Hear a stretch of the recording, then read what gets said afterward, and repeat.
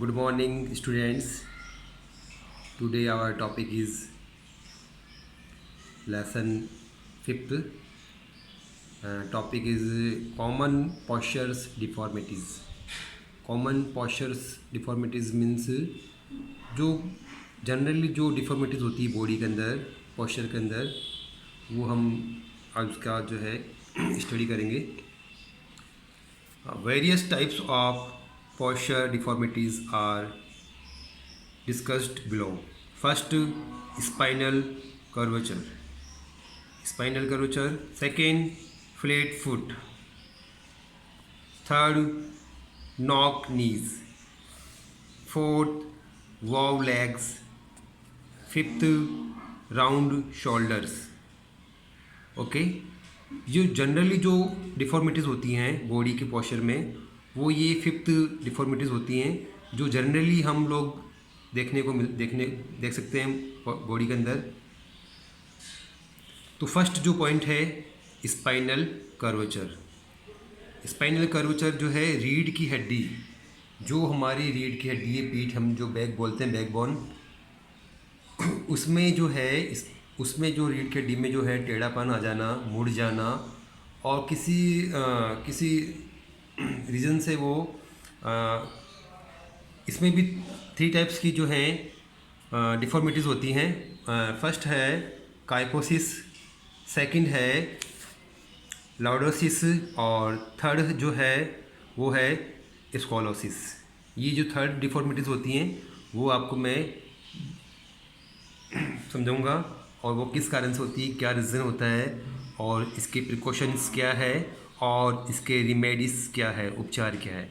तो हम इसके बारे में पढ़ेंगे. और ये सीबीएसई बोर्ड के अंदर 100% इसका जो डिफॉर्मिटीज़ होती हैं, काइपोसिस या लॉर्डोसिस या स्कोलोसिस, इसमें से क्वेश्चंस आता है. और ये 3 नंबर से लेकर ये 5 नंबर का क्वेश्चन 100% श्योर ये आता है डिफॉर्मिटीज़ का, क्योंकि जनरली ये जनरल नॉलेज के लिए भी ये क्वेश्चंस हैं, और नॉलेज के लिए भी जो है ये डिफॉर्मिटीज़ होती हैं. और ये बिल्कुल आप इसको जनरल लाइफ में भी इसको देख सकते हैं. तो अपना जो फर्स्ट है स्पाइनल कर्वेचर हम पढ़ रहे हैं. This type of deformities is related to the spine. Spine रीढ़ की हड्डी के बारे में बता रहा है. This deformity is caused by carrying exercise weight beyond one's capacity. यानी ओवरलोड वेट करने से भी ये डिफॉर्मिटीज़ बॉडी के अंदर हो जाती है. In other words we can say that weak muscles causes the formations of spinal curvature.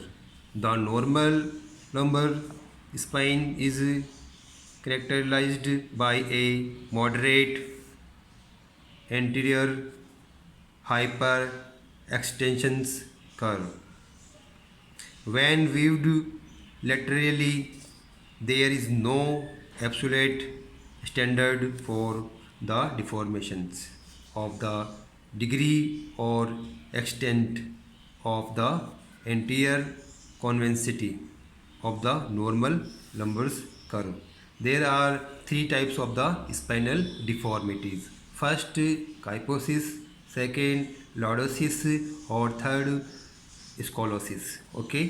First जो हम हैं वो पढ़ रहे हैं काइपोसिस. काइपोसिस जो होता है बैक को पीछे की तरफ जो है वो इस जो अपन ये जो पोस्चर्स बना हुआ है, ये जो है वो एक पीछे की तरफ इसको ये स्पाइन को की तरफ वो ये बैंड आ जाता है. ओके.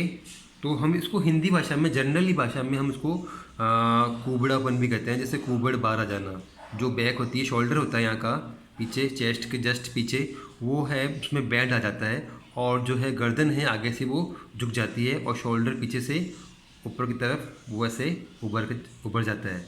ओके.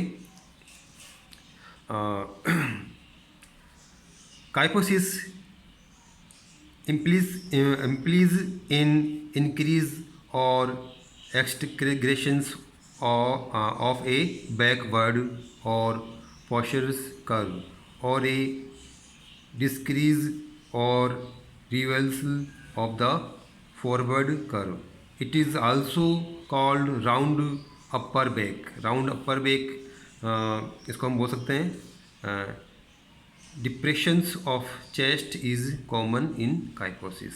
ओके, ये जनरली जो है सिटिंग जब हम करते हैं तो सिटिंग हम जब स्टडी करते हैं तो हम जो है हम आगे झुक के ऐसे करते हैं, तो सबसे बड़ा जो रीज़न है वो यही है कि हाँ। और सेकंड रीज़न ये होता है कि हम हमारे शोल्डर पे ओवर वेट ले लेते हैं या क्षमता से ज़्यादा हम वेट को उठाते हैं तो वो लेते हैं शोल्डर पे, तो वो स्पाइनल में क्या होता है धीरे धीरे उसमें बैंड आ जाता है। ओके, हम रीज़न पढ़ रहे हैं इसका क्या क्या केजेज, हाँ causes of kyphosis. First, kyphosis is caused by malnutritions. Okay, malnutritions, illness, corroded areas, unavailability of pure air, insufficient exercise, rickets, carrying heavy load on shoulder. Okay, इसमें जो है हमारा जो सबसे पहला रोल होता है वो है माल न्यूट्रिशन, यानी जो न्यूट्रिशन हम बॉडी को मिलना चाहिए जो वो मिल नहीं पाता है, और जिससे ये डिफॉर्मिटीज़ बॉडी के अंदर हो जाता है। इलनेस के कारण भी, ज़्यादा बीमार होने के कारण भी बॉडी कमज़ोर हो जाती है, इसके कारण भी ये रीज़न है सबसे बड़ा। कर्व्ड एरियाज़, जो एरियाज़ है हमारा वो धीरे धीरे वो कर्व में हो जाता है, और जहाँ पर जो हम ज़्यादा वो एक लिमिट के बारे में वो ये चीज़ जो है इसका इस एरिया में इसमें प्योर एयर जो है सांस का जो है हमारा ये भी इसमें रोल आ रहा है कि हमको प्योर जो है एयर नहीं मिल पाने के कारण भी ये होता है, सांस लेने में तकलीफ होती है। इनसफिशेंट एक्सरसाइज, जो एक्सरसाइज हमको जो करनी होती हैं वो हम लोग जो है वो नहीं करने से भी ये डिफॉर्मिटीज़ हो जाती है। रिकेटस भी है, ये जो है कैल्शियम की कमी के कारण होता है बॉडी के अंदर, जिसमें जो है हमारी जो बोन्स हैं बोन्स में बैंड आ जाता है, और ये अधिकतर बच्चों में होता है। रिकेटस जो है ये जैसे जो बच्चों में अधिकतर होता है जिनकी टांगों में बैंड आ जाता है, वो अपना वेट लेग जो हैं बोन्स हैं उसके जो वेट है वो उसको कर नहीं पाता है, और जिसमें उसमें लेग में बैंड आ जाता है, बोन्स में बैंड आ जाता है। ओके, तो बॉडी के अंदर कैल्शियम की कमी के कारण ये होता है। Carrying heavy load off shoulder, मैंने बताया दिया आपको। अनसूटेबल फर्नीचर, जो फर्नीचर है वो हमारा जो बैठने का जो है वो एकदम सही होना चाहिए, बराबर इक्वल होना चाहिए बॉडी के जो है हाइट के अकॉर्डिंग, बॉडी के साइज़ के अकॉर्डिंग, जिससे बॉडी का जो बैक है होता है वो एकदम स्ट्रेट रखे और उसमें बैंड नहीं आना चाहिए। वीक मसल्स के कारण भी होता है। इननेस अमोंग गर्ल्स जो होता है उसमें जो कमी होती है उनमें गर्ल्स में, ये जो उस कारण से भी सबसे बड़ा ये होता है, उनमें कम वीकनेस आ जाती है। हैबिट ऑफ डूइंग वर्क, जो काम करने की जो हमारी आदत है उसके कारण भी हो जाता है। Learning forward etcetera. Okay, precautions जो है हमें जनरली है कि हमको सही तरीके से बैठना चाहिए, और हमको बॉडी के अंदर जो भी रिक्वायरमेंट होती है प्रोटीन, कार्बोहाइड्रेट, कैल्शियम की, तो वो लेना चाहिए, डेली एक्सरसाइज करनी चाहिए, और जो है चेस्ट जो एक्सरसाइज होती है शोल्डर वाली वो करनी चाहिए। तो ये जो है प्रिकॉशंस होता है, और जो जिसके बोन्स में कमज़ोर हो या मसल्स कमज़ोर हो तो उसको मतलब उस पर ध्यान देना चाहिए। It specific precautions are not followed, it may result in kyphosis, so the teachers and parents should pay specific attention so as to avoid this disorder. From the very beginning, they should teach appropriate postures of sitting, standing, and walking to children so that their postures may remain balanced. Proper and adapted exercise is not only helpful in maintaining proper postures but also control the problem of kyphosis. Okay, sitting का जो है, चलने का जो है, बैठने का जो तरीका है वो एकदम तरीके से होना चाहिए और उस पर ध्यान देना चाहिए, जिससे हमारा ये इस प्रिकॉशन से, ये इस डिफॉर्मिटीज से हम बच सकते हैं। ओके, रीमेडीज़ क्या क्या उपचार है इसके लिए वो भी हम देख लेते हैं। सबसे पहला तो जो है सिटिंग होना चाहिए। Sitting in the chair such that your hips should touch the back of the chair. Okay, while looking upward, hold your hands behind the back in such a way that your shoulders may remain stretched backward. Remain in this postures for some times.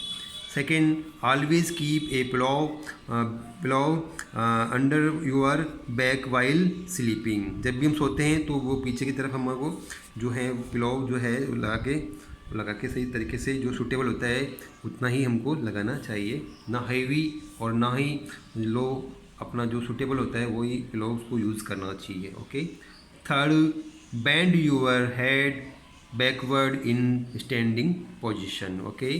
Fourth, perform Dhanurasana the yogic asana regularly. जो धनुआसन होता है उसको हमको daily करना चाहिए और ये करने से जिससे ये इस डिफॉर्मिटी से बचा जा सकता है. सबसे अच्छा तरीका है क्योंकि ये जो पोजीशन होती हैं ये जो है चाइल्डहुड से ही ये स्टार्ट हो जाता है. Okay. Fifth, lie down on your back, keep your hand near the shoulder. Now straighten up your arm slow and rise the chest.